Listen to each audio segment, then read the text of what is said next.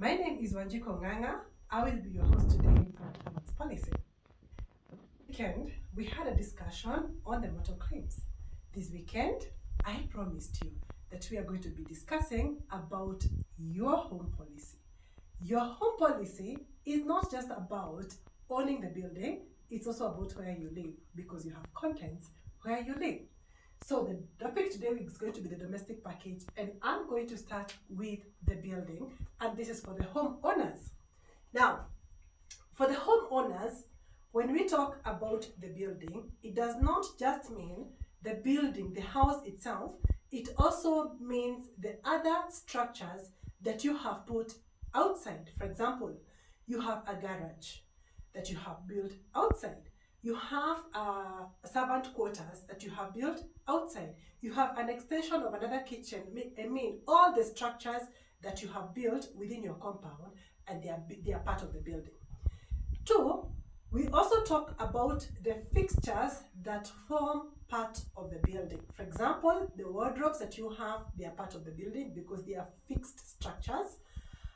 We also have, if you go to maybe like in the modern kitchens today, you have the fitted cookers, you have the fitted, we have the fitted ovens, which are now forming part of the building. So the building itself means if you remove everything from your house, what part of the building is going to remain there? That is what we are referring to as the building today in the morning. Now, two, let's talk now about the contents. Now, and here, we have people who do not own homes, but they have rented homes. For example, I am living, for example, in an apartment, and I have rented the apartment and I'm living there. It is not mine, I have only rented, but I have contents in that homestead or where I'm living, I have contents. And when I talk about the contents, I like reminding people that over time you forget. You keep investing in things, and you don't really have time to look at what exactly you have invested in that house. In fact, some of you, if you look around your house, you have things worth even over 2 million just in your house. Contents alone, not building included. Why? Because we keep buying these things over time, Maybe from where you started life when you were so young is not where you are today. You started, for example, maybe with seats worth, in those days we used to have maybe seats worth 50,000, 40,000, and today probably you have invested in a seats worth maybe 300,000, 400,000.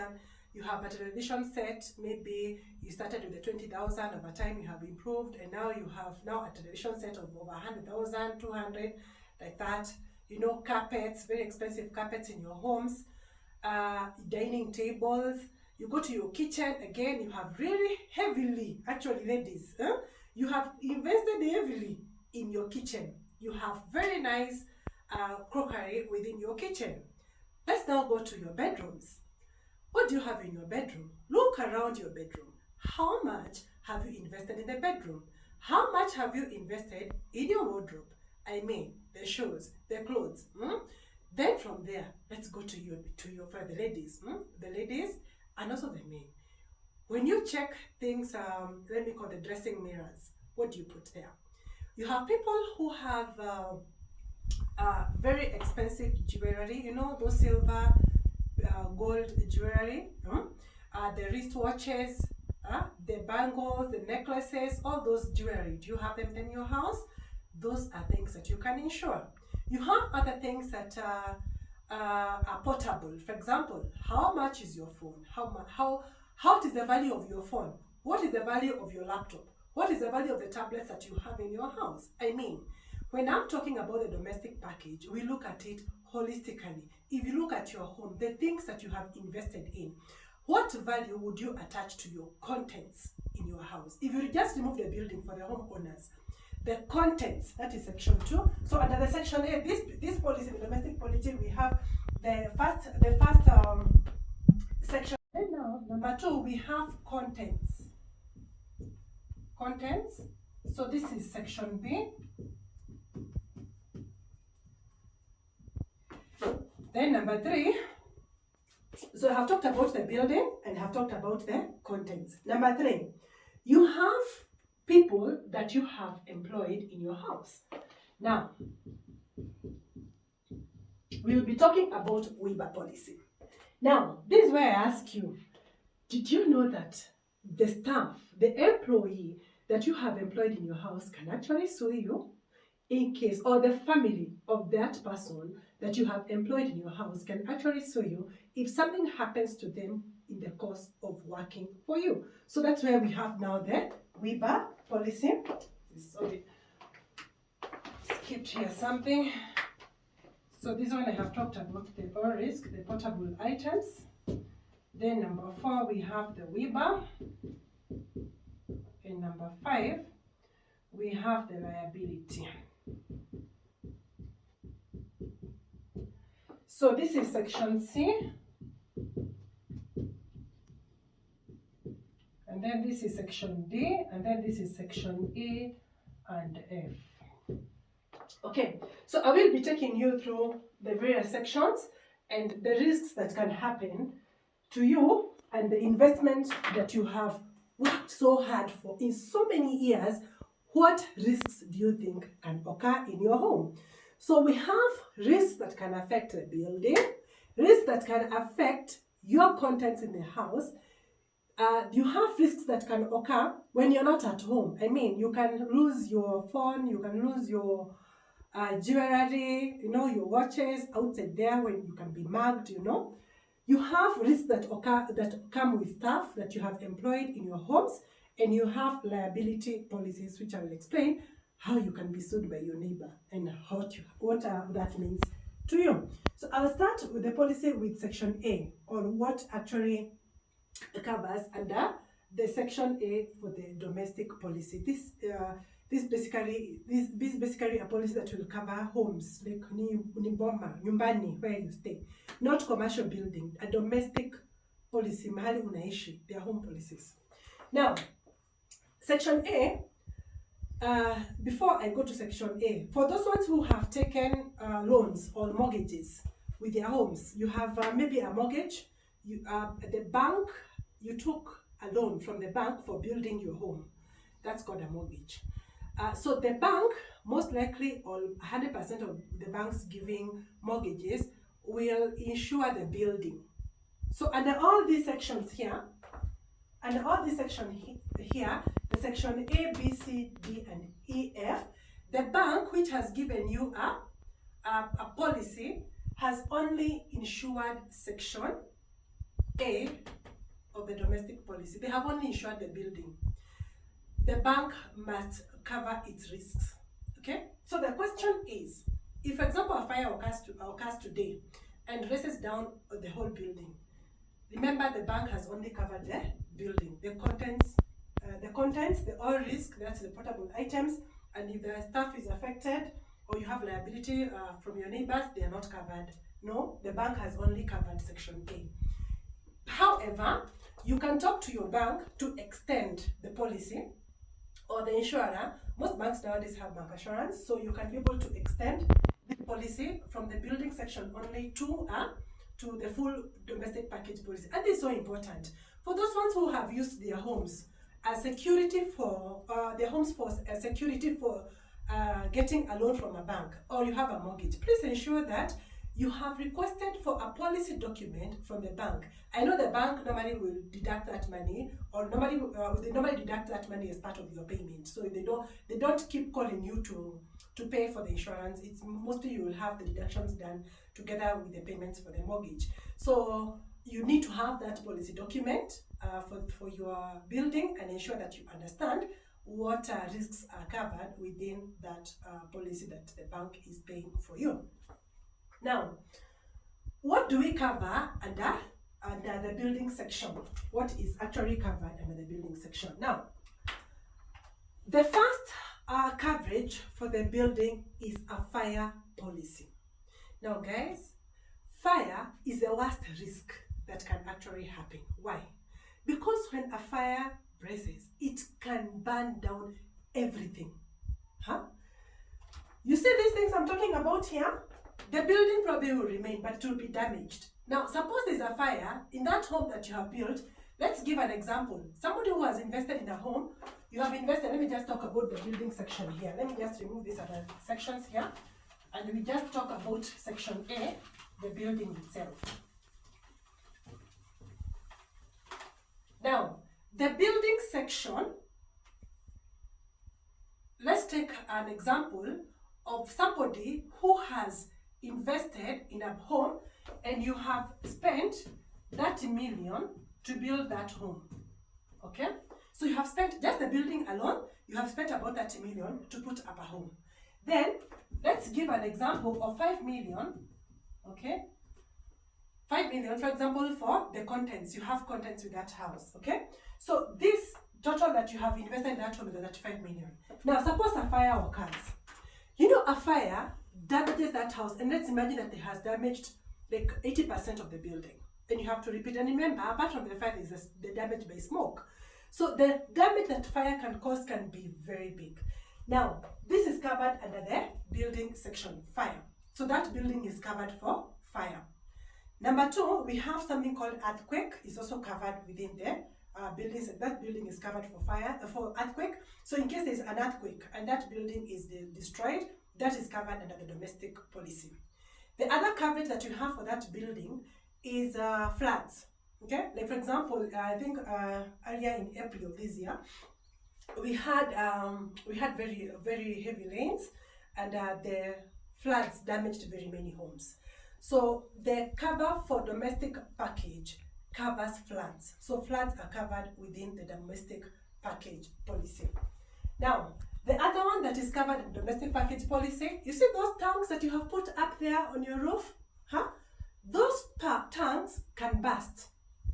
If a tank bursts, remember there is damage. It can actually even cause death. Because you can imagine that probably your bedroom is there, and then probably the tank is on the ceiling, and that tank bursts, and that water falls on you. It can easily kill somebody. So that tank can cause a lot of damage. It can damage your clothes. It can bring a lot of risks, that tank that you have put up there. Now, damages caused to the building because of bursting of tanks or water pipes, they are covered under the domestic package. So that is covered. So, but ensure that the tank is well secured. Then we also have, so I've talked about fire, earthquake, theft is covered under the domestic package. Now, I know the building cannot be stolen, but in theft, when you come to the claims for domestic package, we have something we call forcible entry. So it reads forcible and violent entry to the building. Now, if a thief comes to your home, there is something called unless it is a hold up, where maybe you are coming home and maybe you are held up, when you're getting home. Otherwise, if it is a break-in, you come and tell us that my home was broken into, so I need to claim against the damage to my home. So you need to prove forcible entry. For example, maybe they cut the windows or they damaged the roof, the ceiling, such things. So you need to damage to locks, such things. So you need to prove forcible entry into your building. So theft part of the building will cover damages that are caused to the building during forcible entry. The other thing that is covered in the building is impact. Impact, but not by your car, not by your family members. If you have animals within your compound, not by your animals, it should be accidental impact to your building. Of course, we have the explosions, riot and strike is also covered within the domestic cover for the building. Now, I want to talk about an extension that is covered in the domestic package and is normally covered under the building section. Now, just imagine a fire happens and of course you will be displaced. So you need somewhere to stay. You need something we call alternative accommodation. So this policy here, ensure that you know the extensions. Ensure that the policy that extensions. So ensure that when you are taking the cover for domestic package, you extend for alternative accommodation, because if something like a fire occurs, definitely you will not stay in that house. Your children and your family will not stay in that house. You need to move from that house, and you need an alternative accommodation during that time. So one of that is one of the extension is that alternative accommodation here. Alternative accommodation. So ensure you get this. Alternative accommodation. Number two, if that house, it is not, you are the homeowner, but that house you have rented that house out and you're going to lose rent, so you can extend for loss of rent. Okay, you can extend for loss of rent. So ensure that during the placement of the policy, you do that extension.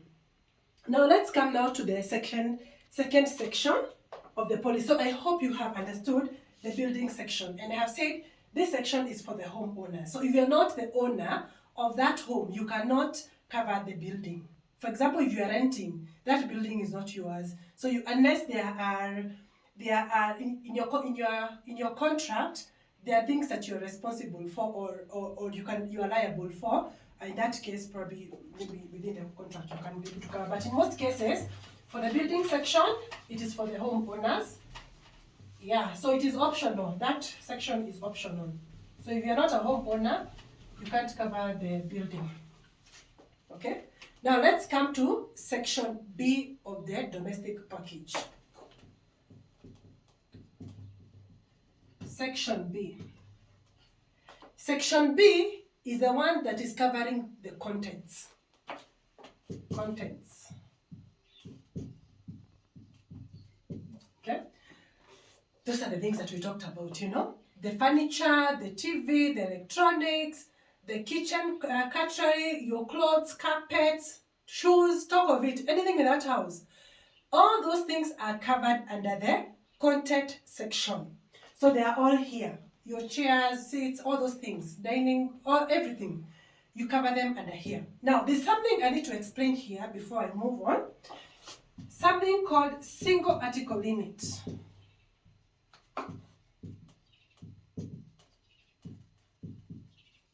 So I told you I'm here to educate you. This single article limit, most of you come to learn about single article limit when you have a claim.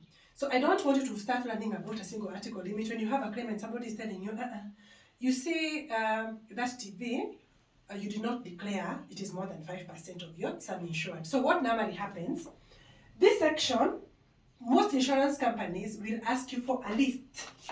You write a list of all items plus the value. List. I know you don't like writing my list. Most of them don't. Most of you don't want to write.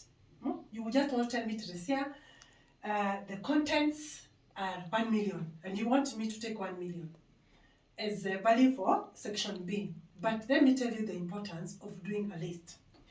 Now, the single article limit means if you, for example, have declared a value of 1 million here, then the insurance company is going to limit your claim, if you have not done a list, to 5% for one single item, 5% of the sum insured.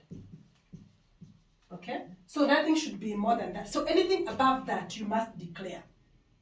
So if you have not declared, the limit is 5% of the sum insured. So ensure, share a list. Just share a list to just make your claim very easy, your claim process very easy. Please share a list of all the items that you want to insure under section B. So you can maybe put the furniture, your seats are this much, your beds are this much, you know, my dining table is worth this much, my kitchen crockery is worth this much. So for the kitchen, I don't mean you write spoons, you write your plates, you just put one limit for your cutlery, you put the one value, to just give one value, a fridge, this value, like that.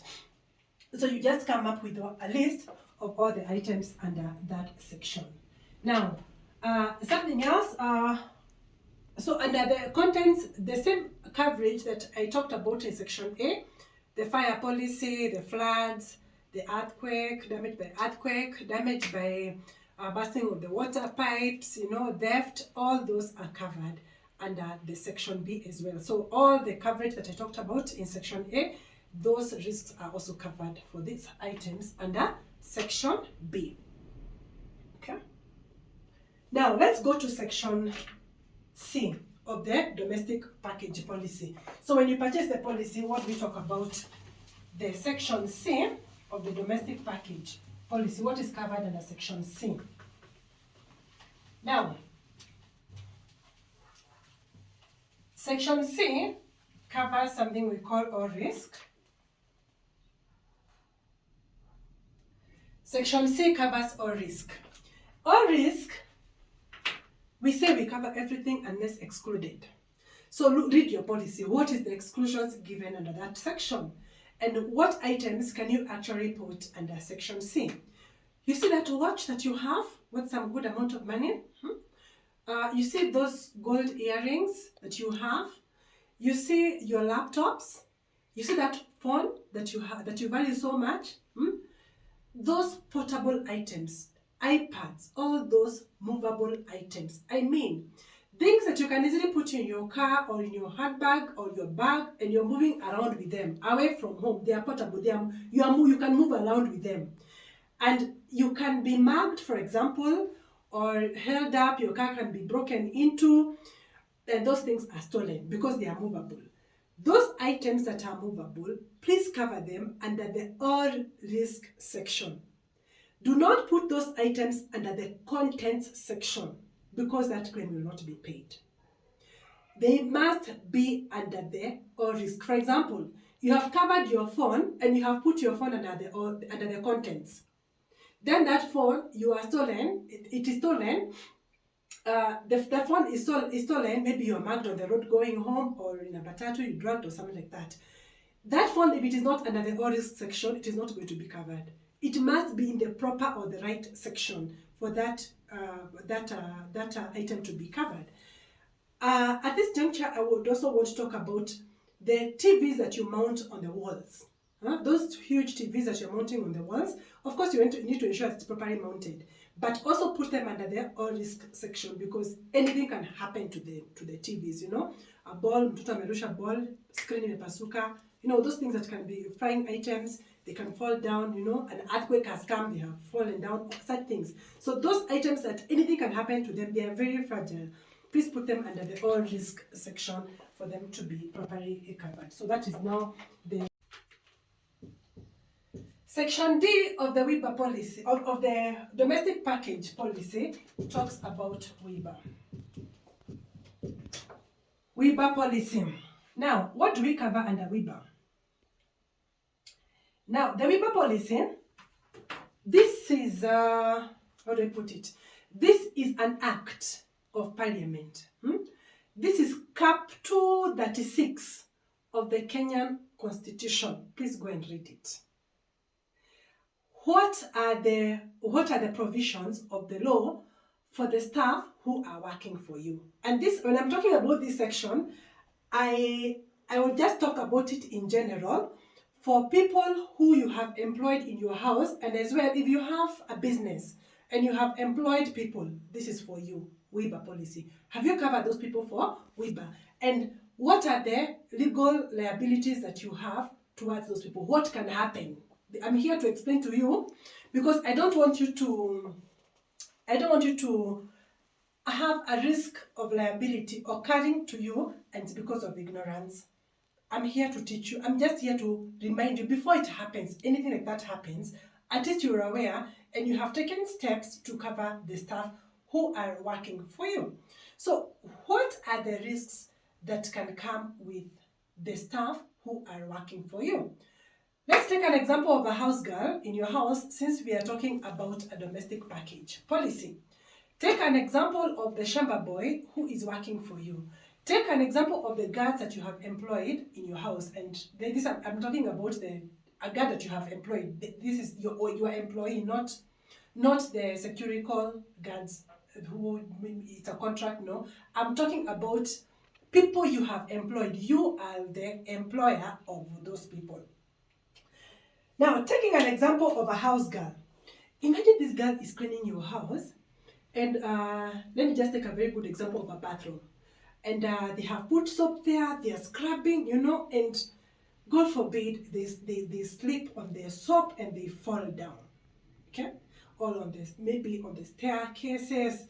As they move around the house, in the kitchen, anything can happen. A fire can occur and they are burnt in that house. Of course, I'm sure you have seen these cases of domestic workers who have been injured, or something happens at home, and in one way or another, they either die or they are injured when they are working for you, or out of the work that they are doing for you, depending. No, this one I'm extending now to the business people. Out of the work that person is doing for you, a risk occurs. Probably they're using some chemicals or something. Out of the work that they are doing, a risk can occur. Okay? And maybe there are things that they are using, soaps and all that, and they affect them and they affect their health. Of course, they can sue you, because death can occur, disability can occur. Disability can be permanent, it can be temporary when they are working for you. And of course, they will go to the hospital, they will use medical bills. All that is covered under the law. So I want to cover the WIBA section. What are the provisions of the law, under the Kenyan law? What are the provisions that we have under the WIBA policy? So one, the person who is working for you, that girl, something can happen to them, or that gentleman who is working for you, something can happen to them and they sustain permanent disability. So that is one. Permanent disability. Number two, if it is not permanent disability, it can also resort to death.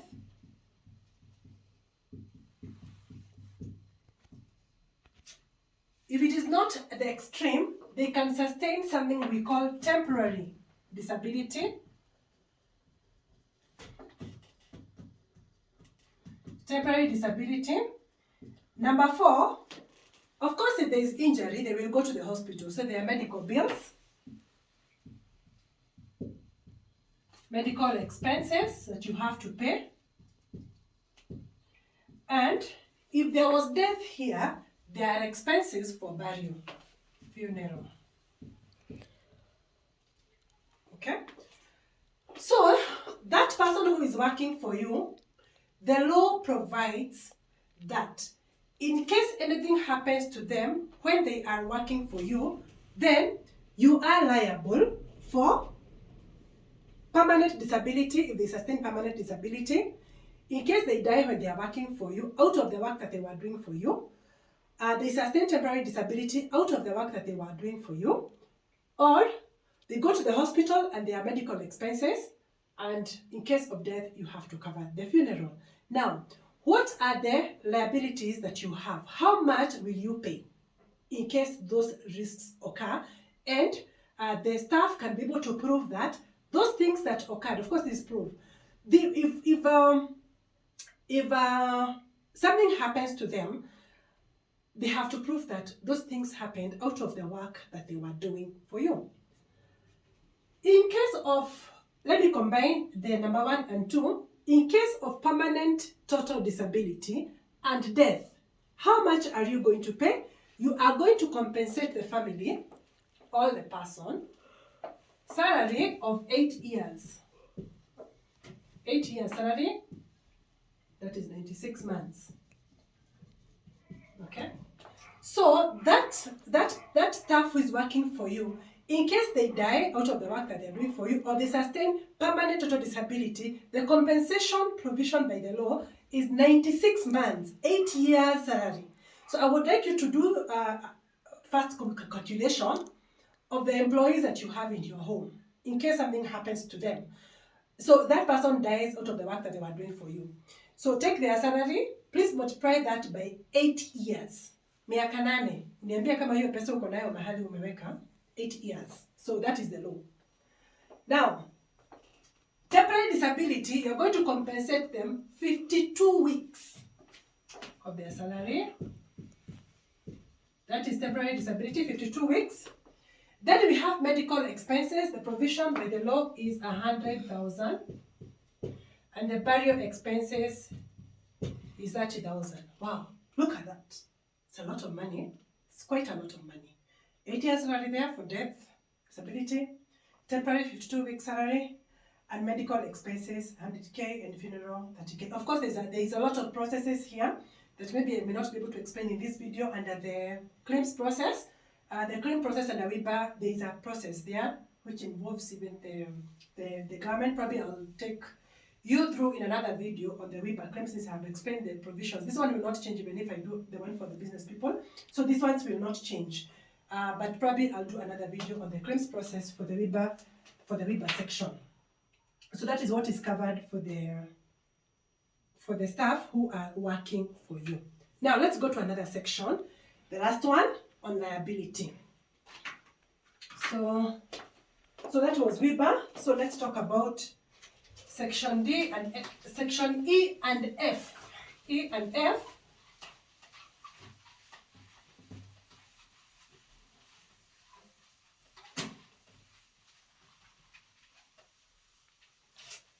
So under the Section E and F,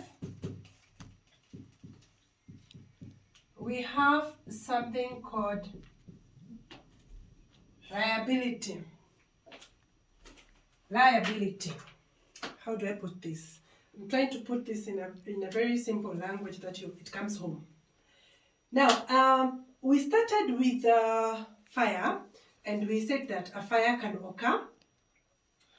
And now, let's now take this further and say that this fire not only affected your building, but this fire has quickly spread to your neighbors' houses. Fire started in your house, then that fire spreads to your neighbors. You are liable for that fire. So your neighbors will come running because they want compensation because of that fire. So that can be a very huge liability on you for things that can come. What I'm just trying to say is that risks that come from your boundaries, your home, that risk comes from a risk has occurred from your home, then it has spread to your neighbors. You are liable for that risk that has spread to your neighbors. Let me do another example that is very common. You have planted a tree that you like very much, a very big tree, huge, next to your neighbor's house. So you have, for example, those ones who have homes which are very close to each other, and you have planted a tree, very big trees, next to their homes. And then just imagine, God forbid, there is a wind, and this tree falls on your neighbor's house. You are liable. You're going to compensate your neighbor for that damage. Damage caused by a tree that has come from your place to the other person. Another example, the roots. The roots of that tree that you have planted next to your neighbor's premises. The roots can go under and they damage, for example, the wall, and the wall falls down. And they can be able to prove that that wall has fallen because of the roots of the tree that you have planted in your premises. They can easily sue you and you are liable for that. So liability occurs out of ownership. So we have owner's liability here. So out of the fact that you are the owner of that premise, and out of the fact that you are an occupier. Those are two different things. So it's a premise. You are either an owner of that premise or you are an occupier of that premise. So those risks can occur either way. So out of being an owner of a premise, the risks that can come out of that place, you can easily be sued for the risks that come from that place that you own and they spread to your neighbor. You can be sued for that. You can also be sued out of because you are the occupier, not necessarily the owner. You are an occupier of that premise. and a risk occurs, and they can be able to prove that out of you being an occupier of that premise, and then something happens to your neighbor, you are liable. This applies to both damage to property and personal injury. Okay, for example, a dog. You are rearing dogs in your place, and you know they are fierce dogs. And then those dogs, they happen just by mistake. You leave your gate open, the dog goes out, bites somebody outside there, that person will sue you. Because it's a dog that left your premises. You should control your things to your space. They should not go to your neighbor. Okay, those risks that you have within your place, it is your responsibility to control those risks within your space, that they don't go to your neighbor. Another example, you have swimming pool in your premises or in your property. So you have built a very nice swimming pool, and for some reason that swimming pool leaks water to your neighbor for some reason or somehow. That water leaks and damages your neighbor's property. You are liable. So I'm just trying to give examples of how you can be sued by your neighbor. And the most common one is that one of trees planted next to other people's property, or a fire that can spread from your premise to other people's premises, something like that. Those ones are liability covers, which you can be sued, and you are liable to compensate your neighbor. Now, those are the main sections. Now, before I move from that section, normally when you're purchasing this policy for domestic package, of course, the insurance company will do for you a quotation, so you can request for a quotation either through your broker, through your agent, or you can walk to the insurance company and request for a quotation for the policy. Now, section E and F, the one I have talked about liability, they give a free cover. Mostly you're going to get a free cover. They will not charge you. So if you buy the other sections, you get a free extension for the liability. And in most cases, most companies will give you an extension of about 2 million free, or depending on the company where you're purchasing your policy, you'll get a free cover of a limit of, say, 2 million. But it does not mean you just take that 2 million. You can extend that cover based on your assessment of your own personal risks, where you live and what kind of liabilities can arise. You can extend that 2 million probably to another, like maybe 10 million, 5 million, 20 million. It depends on you. So the insurance company will charge you over and above the free limit. So if you have a free limit of, for example, 2 million, and you want a limit of 5 million, they are going to charge you for the extra 3 million. The same with the WIBA policy. Normally they provide for two staff. They can give you for free for 2 staff. Normally it is about 500 per person.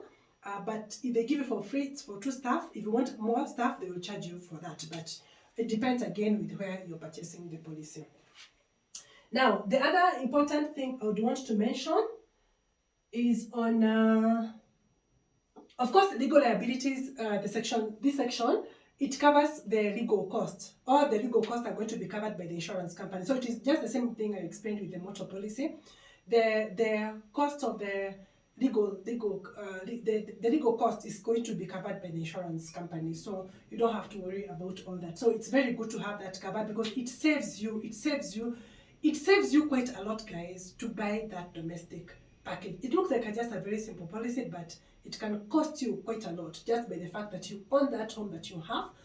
By the fact that you're living in that place where you're living, it can cost you quite some lot of money. So it is very important to have this policy for domestic package. So I've talked about the valuations. Now, for the building, the value for the building is, you can give us the value of the building. Now, I'm going to now the process of placing the policy. Of course, the first is you're going to be given a document called a proposal form. This proposal form, you fill the proposal form yourself, because you are the one who knows your home. So please try to take time to fill in your proposal form. Do not give your intermediary, your agent, your broker to fill in your proposal form. That form is so important, very, very, very important. You fill it yourself, because it is you who knows your home. You have the details of your home. Try to fill that document yourself, and not just for them. This is not just information for domestic package. Anytime you're placing insurance, please fill in the proposal form yourself. It is such a small thing, but most clients, they don't want to fill in a proposal form. It's too much to write. But let me tell you, when it comes to that claim, it is so important to fill that proposal form. Okay?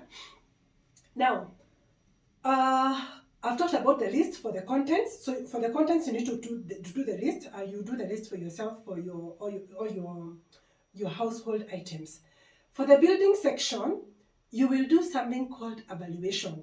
For those ones who have dealt with the banks have a panel of valuers. So they'll give you a list of the valuers who are approved to do property valuation. So they will do that valuation. Now, unlike the motor valuations which go for 1 year, the valuations for buildings will go for about a period of about 5. They will be valid for about 5 years.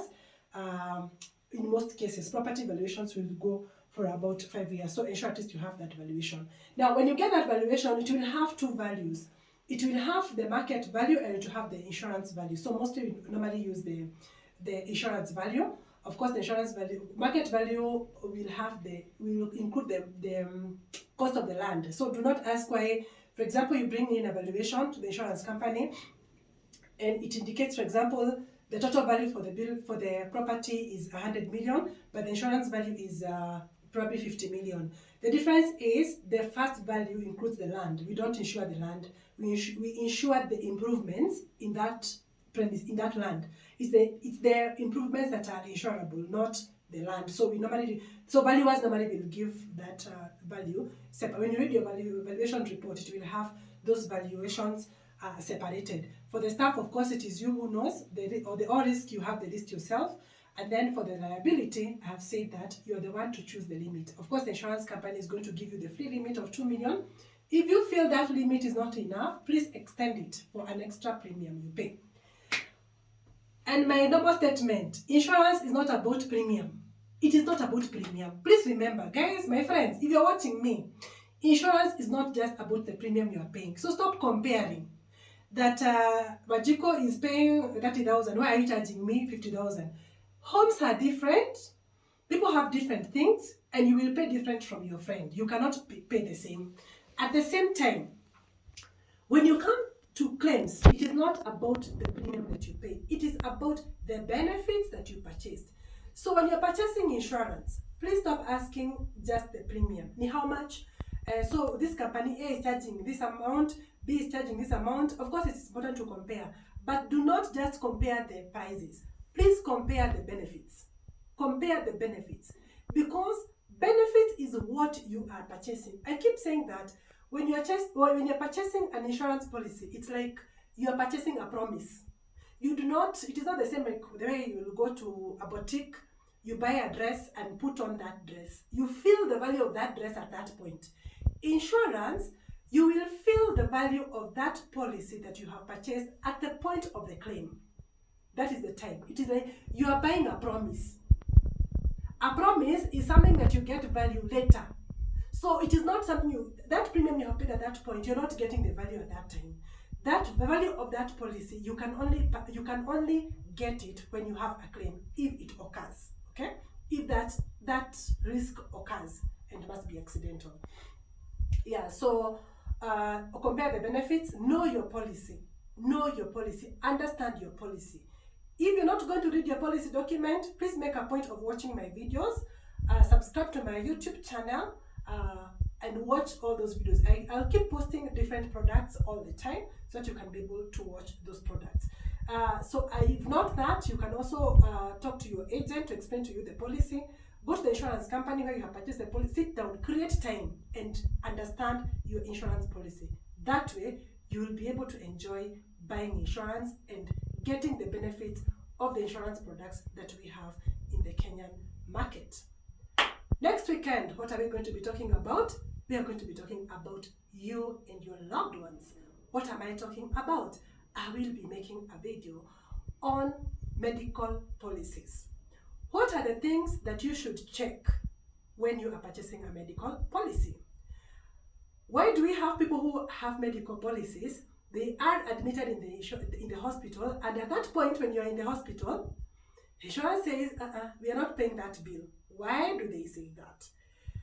You have a medical insurance policy, and the bill is